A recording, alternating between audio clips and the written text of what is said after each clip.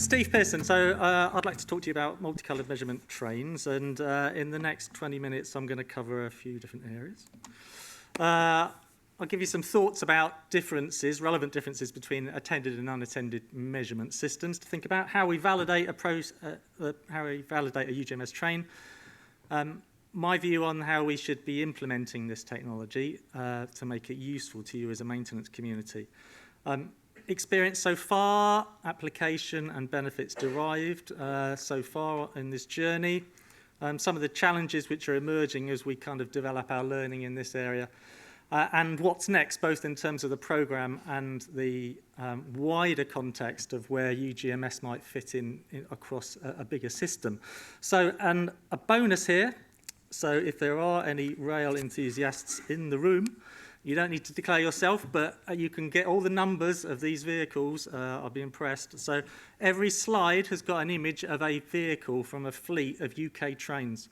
All the pictures are of fleets which are either fitted with UGMS now and operating now, or they are in the process of being commissioned. So one to watch out for. So first of all, let's think about the difference between attended and unattended measurement systems. So you'll think this is pretty obvious, isn't it? But it's worth thinking about some of the details. So yellow trains, and I'll talk about yellow trains and multicoloured trains. So yellow trains have an on-train technician on board who is there to carry out some running repairs and running reviews and assurance as the recording proceeds. They're able to identify issues arising, correct faults, carry out basic maintenance, deal with anything if the train's off-routed, for example. So it's a real live assurance process that is ongoing and continuous during the recording. And that allows us to confidently put data into Insight, which John talked about as a cornerstone of 21st century maintenance. So that's where it goes. And from there, the maintenance teams, you guys, can take the information, deduce a work plan, and carry out the works. All well and good. The other thing that the on-train technicians are able to do is to carry out any mitigations in terms of any faults they find. Immediate action limit faults may require mitigations in terms of speed restrictions or ultimately line blockage. And if you've got an on-train technician, they are immediately able to phone a signaller or a control centre and carry out that mitigation. So that happens. Obviously, that can't happen with an unattended system because there is nobody there to do it. So I'll come back to that point, but for the moment, let's just think about the non-urgent stuff. So how does an unattended system differ? So an unattended system with a multicoloured train, in this case a green one, is out there recording data all the time, and it's identifying and collecting data, and it's going to have to feed it into some data validation process because it's not being done real time by an on-train technician. You're going to need some validation process.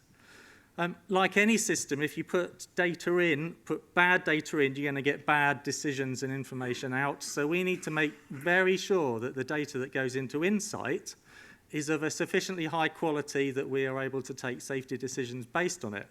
So that data validation process is very important. It needs to act as a gatekeeper and reject anything that's not suitable. So that's a difference with an unattended system. Worth remembering at this point that unattended systems are not only train operating or TOC vehicles. Network Rail has its own fleet of vehicles fitted with unattended geometry measurement systems. That's a picture of a class 153, and I'm sure everybody in the room knows that number.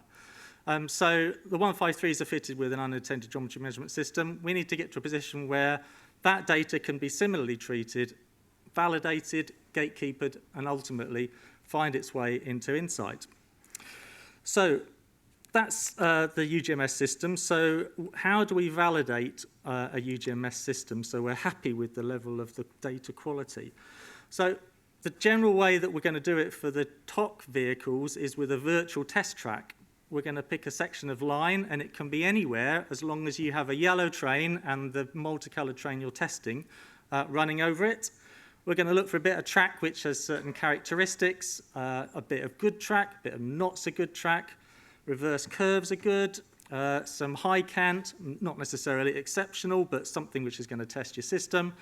And also a station or a slow section through a PSR or something that's going to adjust the speed of the train, because you need to be able to assure yourself that the system is recording properly over different speeds. So once you've got your virtual test track, you're going to be running the trains up and down, and you're going to go through three elements, which is the graphics on the right trying to show. You're going to be comparing different recordings that you're getting. So the first test is of comparability. So this is comparing trains 1, 2, and 3 in different configurations, different operations. Are you getting similar numbers? Secondly, you're going to look at reproducibility. So for a given train, are you going to be able to get the same results if it's running backwards or if it's running forwards? And if it's at different speeds, are you going to get a similar high level of geometry data? And thirdly, you're going to look at repeatability. If you run the same train, same conditions, same speed, are you going to get the same numbers all the time? So the whole exercise gets pulled together, and it ends up being a big statistical analysis, less on the engineering, more on the statistics side. You need to prove that the data is of a sufficient quality. You're going to be looking at any outliers. Can you explain what's happened? What's your overall feel about the confidence of the train? The other thing we might do here is look at a fault count as well. So you might look at a yellow train. How many faults breaching a certain threshold did the yellow train identify? And did your multicoloured train come up with a similar result? Again, it's going to give you more confidence in the data. So at the moment, we calibrate our trains annually. So I think that with UGMS, there's an opportunity here for some improvement, because it allows you some continuous assurance. If you've got, rather than a yellow train running up and down every 4 weeks, if you've got a multicoloured train that's running up and down 3 or 4 times a day, different trains, then you're going to spot the one which is going to be drifting away on its calibration, because it will stand out from all the others it's running against. So there's a bit of work there which we can do, and we're actually going to influence some European standards in this, I think, as well, to say there's an opportunity for continuous improvement. So that's how we validate it. So I said about the implementation stages that I envisaged for UGMS. So the first stage, stage 1, is about having using the data in an ad hoc or targeted way on a specific sites. And the important thing is it's complementary. It's complementary to your safety critical regimes, which is your normal yellow train, your normal processing of that data, treatment of level 2s, SD issues, whatever comes out of that. It's complementing that. So it's giving you an additional layer of benefit. The second stage would be where the UGMS can infill or give you additional recordings which would supplement or replace a yellow train recording. So you may have a yellow train recording that you're only getting every 4 weeks. You'd actually see some benefit in having every 2 weeks of data. So you could use a UGMS to infill it. And if your yellow train fails for whatever reason, you could substitute that data with a multicoloured trains data. So the third stage would be what I've termed next generation risk-based maintenance. So we've touched on risk-based maintenance a couple of times today. Risk-based maintenance uses a P to F curve, and the distance between the P to F curve is calculated or derived by a group of people in a room thinking how this is going to work. I know my asset. I think this is how it works. So that's good, and we've got some way with it. Some parts of the network we've been managing for 10 years now with risk-based maintenance, so this isn't new. What could be new with UGMS is that rather than assuming that this fault here and this fault here, which is the same fault, same tonnage, same line speed, why would they deteriorate at the same rate? Why would that be? At the end of the day, it's lumps of ballast and concrete and water and things. So if you had a UGMS system and some intelligence to look at it, I think you could look at deterioration rates in different areas and eventually move away from a threshold-based maintenance. So rather than level 2s, you're talking about having such confidence in the way that the fault is deteriorating that it gives you much better information. So that's level 3, so we're some way off that at the moment. Where are we at the moment? We're at level 1, stage 1. And we absolutely are here, and colleagues in the room from Wales and Western who do this daily at the moment. Some of the applications and benefits we've derived so far from the validated trains we have.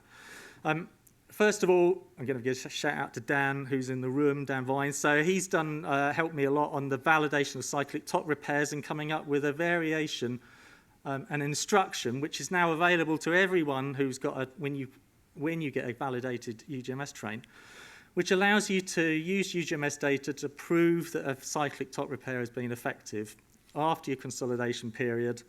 And that provision is there now. So that's been a big step for us in evidencing using the data. Verifying resilience of other repairs and maintenance activity is another good area. I think it was Paddy mentioned that in his presentation about proving that the repair is what you've done. It is a good one. It's going to give you some durability, which is going to improve the efficiency of the maintenance organisation. Picking out a couple of the other ones, some incident investigation is good supporting data, which we've been able to use UGMS for. Feedback on renewal sites, so some of the renewals contractors look to daily measurements after a renewal to give some assurance on the higher speed opening. The subsequent recordings tend to be by a manual measurement, which is unloaded, less reliable. So a UGMS position can support higher speed opening and give us more confidence through the renewals contractors. Evidence to support temporary variations we talked about. Soil moisture deficit got a shout out earlier as well, so unpredictable, rapid changes, so a high frequency UGMS system might give you some opportunity there.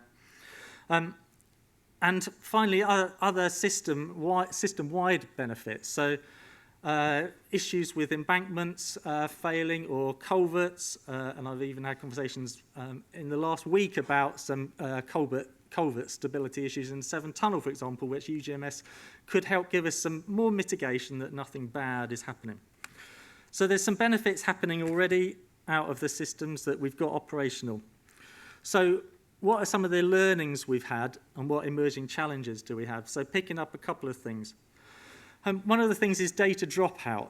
So the graphic on the top right is a trace. I think it's a twist one, that one. But you can see there are gaps in the trace that have arisen where the data's dropped out. So the section below that is describing the process which our II colleagues have coined as calling it a Frankenstein file, which is looking at different recordings from UGMS systems, picking out the sections where we have got sound data, stitching them all together to give us an overall picture. So this is something that I think we are going to need to deal with UGMS. Various reasons for the dropout that we've identified at the moment. So recording speed can be a factor for any recording system, so UGMS is no different. The way the data is packaged off the train and transmitted could be another reason for a data discontinuity. But the principal one is the sensors being keeping them clean. They tend to be optical systems. So the laser system and the detection system fitted under the top train needs to be clean. So there's a limit as to how far you can do that and design in a system that doesn't get dirty. At the end of the day, muck and stuff flying around underneath the train is going to affect it. It's not something that we can do daily because there's no on-train technician, for example, who could do a check before each recording. And so it's reliant on the train operators' maintenance regime to do that. So that's one of the challenges we've got. We've touched on the P to F curve, and you'll be familiar with the way Insight carries out forecasting. The graphic on the right shows some overlays, which we're kind of starting to work on now. So I said that the UGMS data doesn't go into Insight at the moment, I think, because it needs to go through this gatekeeper process that we're very comfortable with the quality. It does go into a test area we've got within Insight. So the top graphic shows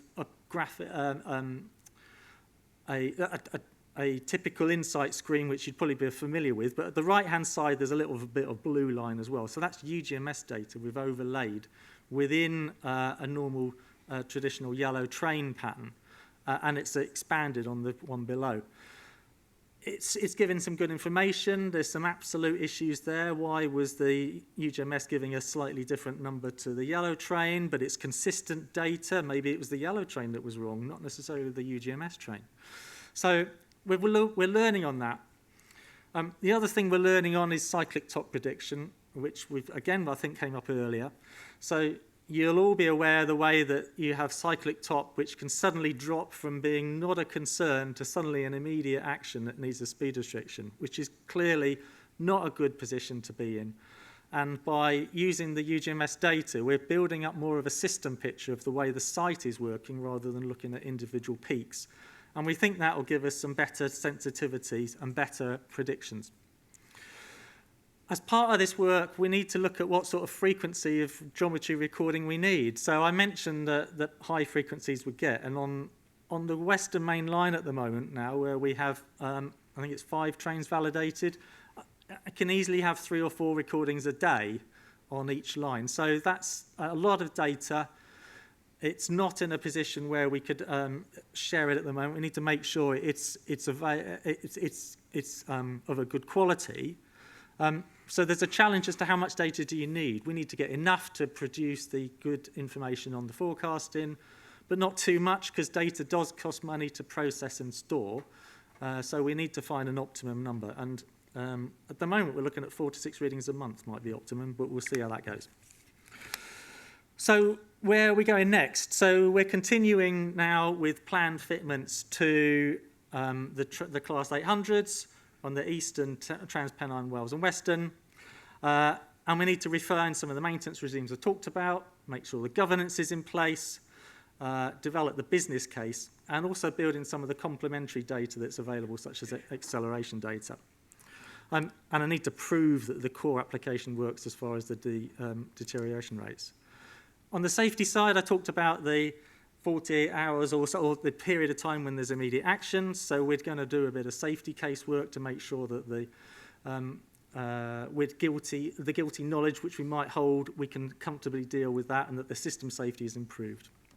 And finally, just a couple of quick points that the couple of key documents, the key train requirements, which is a rail delivery group and RSSB document, and the DFT's train technical specification, both include the provision of UGMS.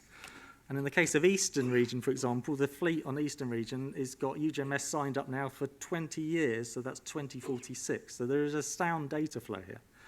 And the other thing that I'm involved in my role is the NR tendering of infrastructure monitoring. You'll all know the unreliable nature of yellow trains at the moment, so Network Rail has bitten the bullet, and we are going out to tender, and you may have seen some stuff in the press in the last week on that. Where does UGMS fit into that as an in-service monitoring solution? I'm very keen that it does, because I believe that UGMS is a sound move forward. So, in fact, I believe that for UGMS, the future is bright, but the future is multicoloured. Thank you.